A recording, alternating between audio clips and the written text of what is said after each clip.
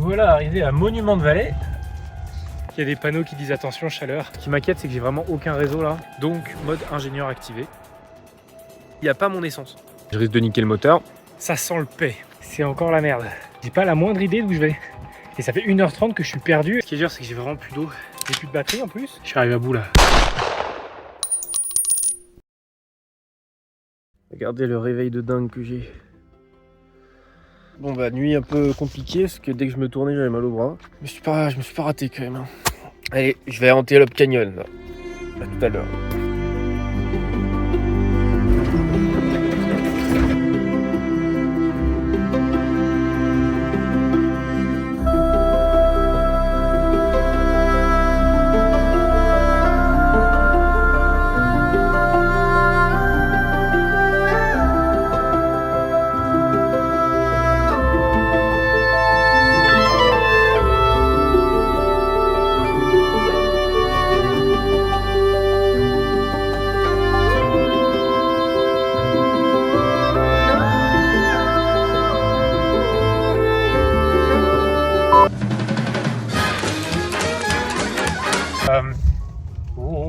Me voilà arrivé à Monument de Vallée.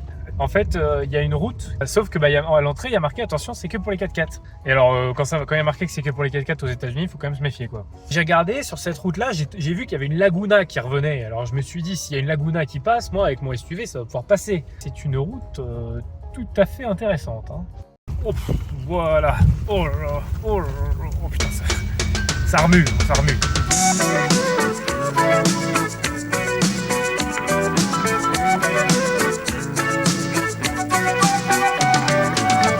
Traveling in a fried-out combi on a hippie trailhead full of zombies.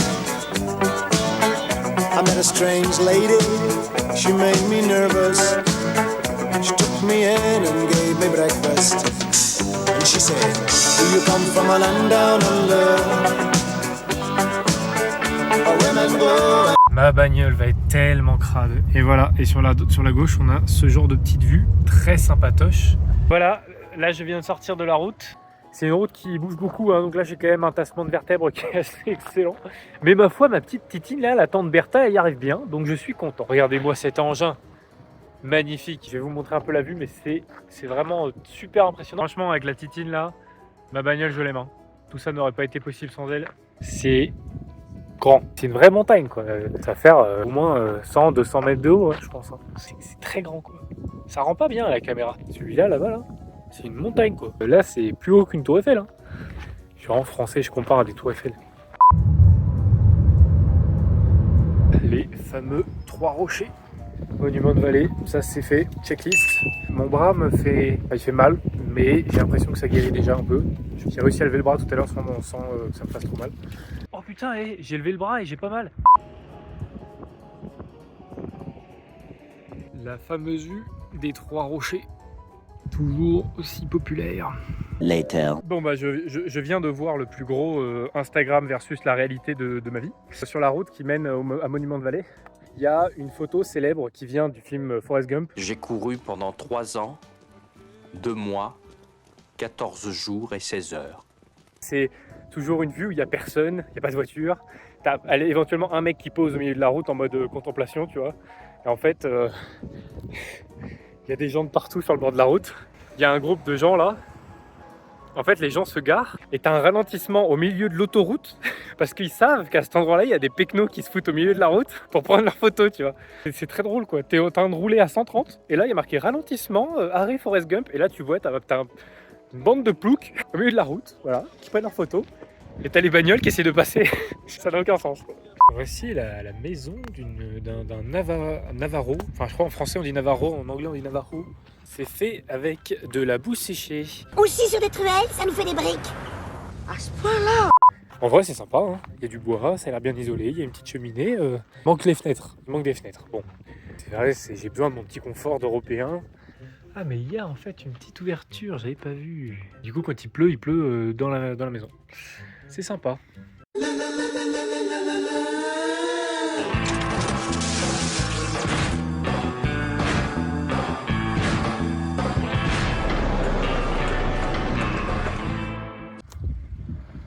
Je viens d'arriver à Valley of the God. C'est vraiment joli. Je suis sur un spot qui est vraiment cool. Là, j'ai le coucher de soleil sur un rocher qui est vraiment pas mal. Je pense que je vais dormir là. Je vais essayer de profiter du coucher de soleil maintenant. Je me mets en mode MacGyver là. Mode ingénieur activé. Le truc, c'est que mon téléphone ne capte pas de réseau. J'ai acheté un truc qui s'appelle Verizon, sauf que c'est de la merde. Demain, je pars pour 4 heures de route là-dedans, donc si j'ai pas de réseau, c'est vraiment chiant. Je voudrais pas que les gens s'inquiètent. J'ai une théorie, c'est que en fait, j'ai ma carte SIM de Verizon qui est ici, et j'ai ma carte Red qui est celle de France. Et Red, en fait, j'ai droit à 20 Go aux États-Unis. Et par défaut, je pense que Red, en fait, se connecte au réseau disponible. Et donc, j'en viens à mon point principal. Logiquement, si je change ma carte pour celle de SFR, et peut-être que ça pourra se connecter à un autre réseau que Verizon qui sera disponible dans la région. Sauf que pour ça, il faut que j'arrive à ouvrir le petit truc pour mettre la carte SIM. Et normalement, tu as une petite clé, une sorte d'épine là, à foutre dans le truc. J'en ai pas ici. Donc j'ai cherché des cactus pour trouver des épines. J'en ai pas trouvé. Donc, mode ingénieur activé. J'ai trouvé un ressort dans un crayon. Je vais essayer de le défoncer pour le remettre droit. Comme ça me fera un fil de fer. Et je vais essayer d'ouvrir comme ça. Si ça marche, je suis un génie.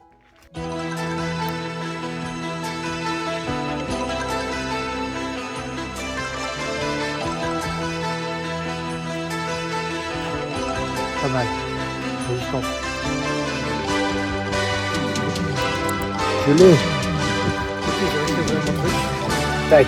Voilà, je l'ai. Je suis un génie.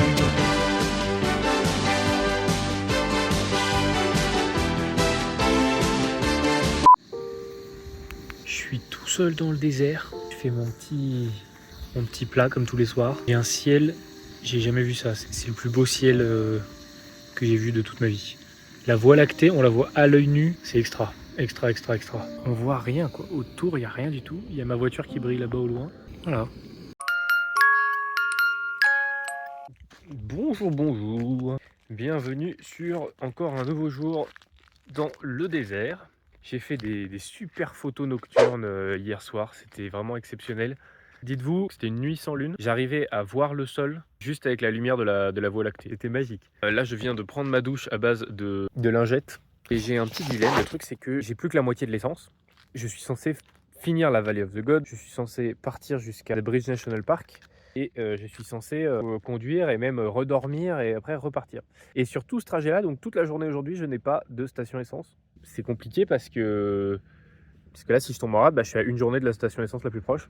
La station essence la plus proche, j'y suis passé hier, il se trouve, et il n'y a pas mon essence. Moi, c'est du Regular 87, et en fait, j'ai regardé, apparemment, dans certains états des États-Unis, ici, c'est du Regular 85.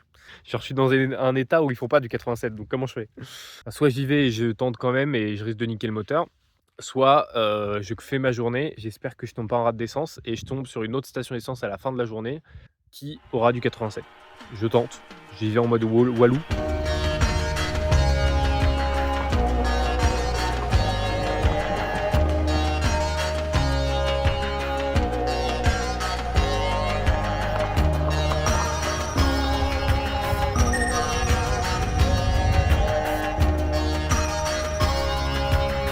Je suis sorti de la Valley of the God. Franchement, ça vaut au moins Monument de Vallée, je trouve.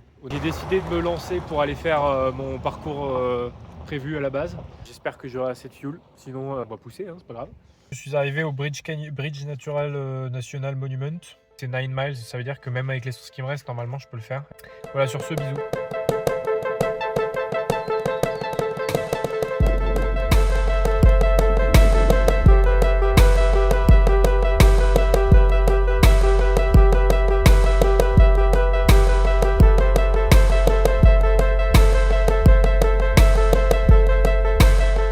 On se rend peut-être un peu mieux compte du gigantisme du truc. C'est vrai que c'est énorme quand même. On se croit dans Avatar quoi. Je fais ma lessive, première lessive du voyage. Sauf qu'il faut payer que en cents. Donc c'est 25 centimes en gros. Et j'avais que des billets de 10 pour faire de l'échange. Du coup j'ai 10 € en pièces de 25 centimes. Voilà. Fin de journée, aujourd'hui journée un peu plus tranquille, j'ai retrouvé de l'essence, on m'a dit que l'essence 88 remplaçait l'essence 87, en espérant que ça n'explose pas le moteur, on verra bien. Petit coucher de soleil, comme tous les soirs, toujours aussi stylé. Et tu vois, je fais sécher mes fringues sur le toit, donc je vais enfin pouvoir porter des vêtements propres qui sentent le bon. J'ai pris ma petite douche aussi dans la nature. Bon, ça mériterait un masque. Je suis posé là, je sais pas du tout si j'ai le droit d'être là, mais il y a une belle vue, il y a des montagnes autour, c'est sympa. Demain, normalement, j'ai une bonne journée. Je suis passé la journée dans un parc national qui s'appelle The Needles. Donc j'ai prévu une rando qui fait 4-5 heures. 4-5 heures.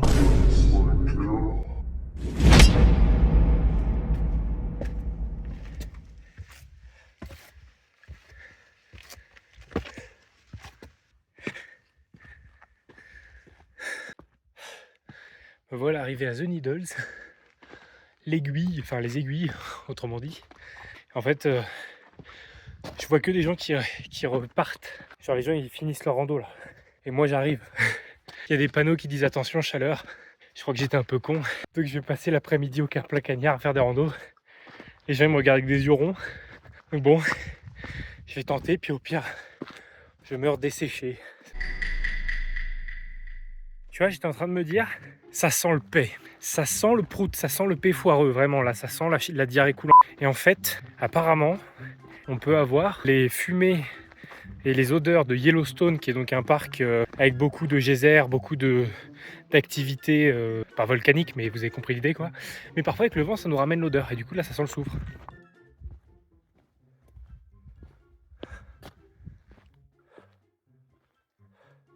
Encore une fois, seul au monde. Il n'y a pas un rat. Et le peu que je croise, c'est des retraités. Alors, ça me fait remettre ma vie en question. Suis-je vieux avant l'heure?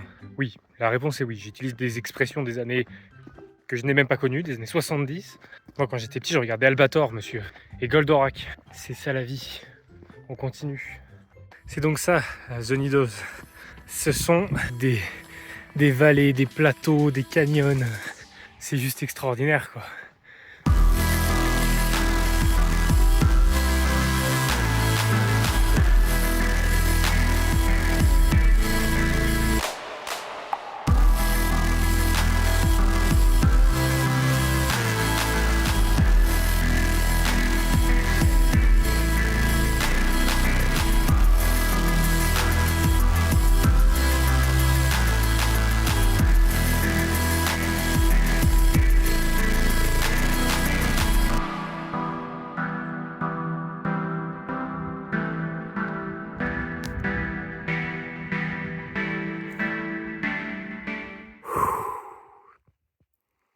Je rentre dans l'antre du démon. Putain, c'est serré. Mais c'est par là en fait. Regardez par rapport à... Là, j'ai pas la place de passer les épaules. Hein. Faut pas être claustro, moi je te le dis. C'est excellent. Il y a des canyons de partout et en fait je passe dans les fissures. Des fois des fissures qui sont moins larges que mes épaules quoi. Le couloir de la mort. J'adore.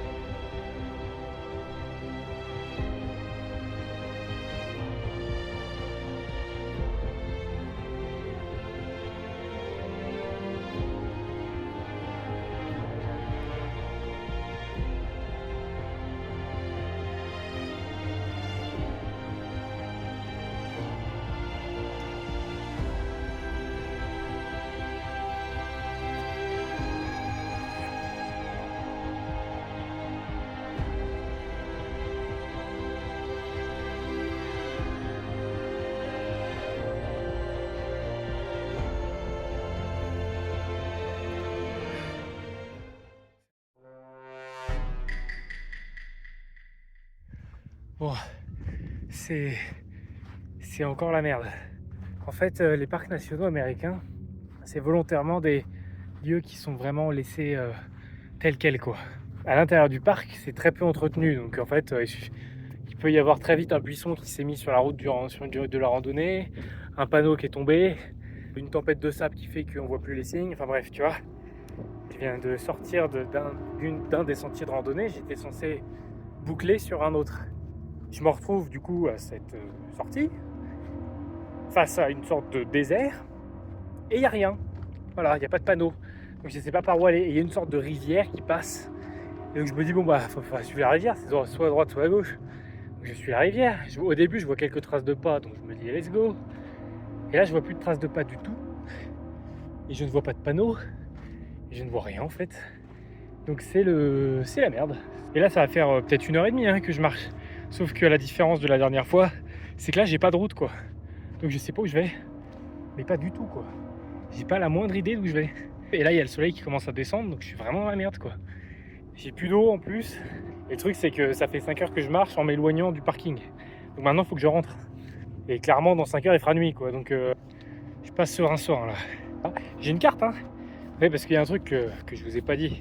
Donc depuis le début je me repère avec ça parce qu'évidemment il n'y a pas de réseau. Entre la dernière randonnée et celle que je suis censé reprendre, il y a un petit tronçon. C'est un chemin pour 4x4. Et donc moi qui déboule sur cette espèce de rivière asséchée, ça ressemble vraiment à une route pour 4x4 tu vois. Je me suis dit ah bah c'est là, c'est bon. Après 15 minutes je voyais plus une seule trace tu vois. Victoire, je viens de trouver Chelsea Park, Elephant Hill, c'est là où je dois aller. Allez, on y va. Là, j'ai vu 7 km. À mon avis, j'en ai pour 3 heures, je pense. Et je vais essayer de survivre sans eau. Au pire, je tuerai un serpent et je pisserai dedans. It's not exactly tasty, but he knows he needs it to survive. Sometimes. Bon. Je suis sur le chemin du retour, là. Le problème, c'est que c'est long. C'est très long. Là c'est en montagne donc ça monte, c'est compliqué mais ça fait 1 heure que je marche, j'ai fait un dixième peut-être. Ce qui est dur c'est que j'ai vraiment plus d'eau, je suis arrivé à bout là et j'ai soif. Je suis vraiment super desséché.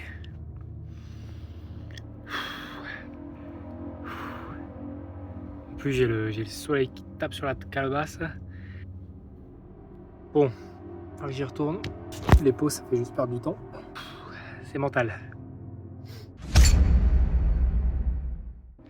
Ok, quelques heures plus tard, là le soleil va pas tarder à se coucher, vous voyez, je suis dans l'ombre. J'essaie d'accélérer le pas parce que si je me retrouve là-dedans en pleine nuit, déjà qu'en plein jour je me perds, alors en pleine nuit je laisse tomber quoi. Là ça va faire 2-3 heures que j'ai plus d'eau, donc ça commence à être un peu pâteux. La dernière ligne droite, j'ai calculé, j'ai fait 25 km et tout ça avec 0,8 litres de flotte et sous 40 degrés. Donc forcément, ça tabasse un peu. Je vous ferai coucou à l'arrivée. Il est temps de boire.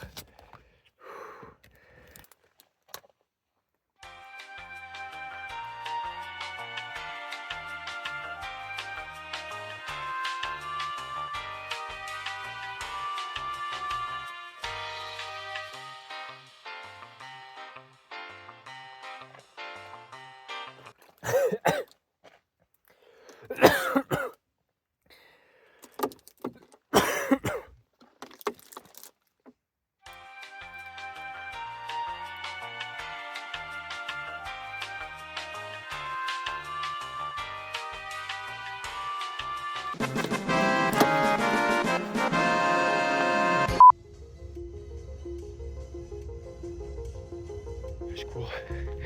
Je me suis chopé une crise d'asthme.